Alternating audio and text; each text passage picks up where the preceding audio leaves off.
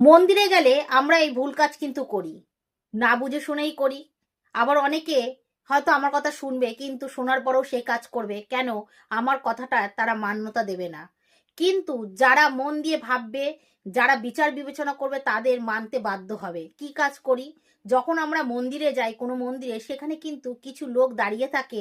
তারা চন্দন তিলক নিয়ে দাঁড়িয়ে থাকে, আপনার মাথার উপর সুন্দর করে তিলক অঙ্কন করে দেয়। এই মাথাটা, এই যে কপালটা, কপালটা কিন্তু আমাদের ভাগ্য অনেকটা নির্ভর করে। তাই জন্য সবাইকে এই কপাল স্পর্শ করতে দিতে নেই।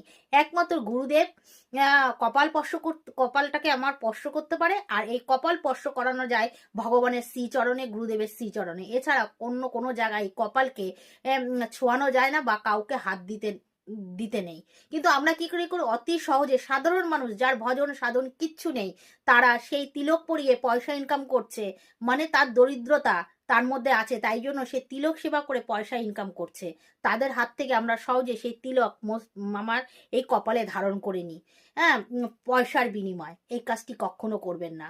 যখন আপনার কপালে সে স্পর্শটা করবে না, তখন তার ভিতরে খারাপ যা কিছু আছে, আপনার মানে আপনার কপালে, মানে আপনার ভাগ্যে সেই জিনিসটা চলে আসবে। তাই জন্য ভুলেও কোনো সময় মঠ মন্দিরে গিয়ে আপনারা এই ধরনের মানুষের কাছ থেকে তিলক ধারণ করবেন না।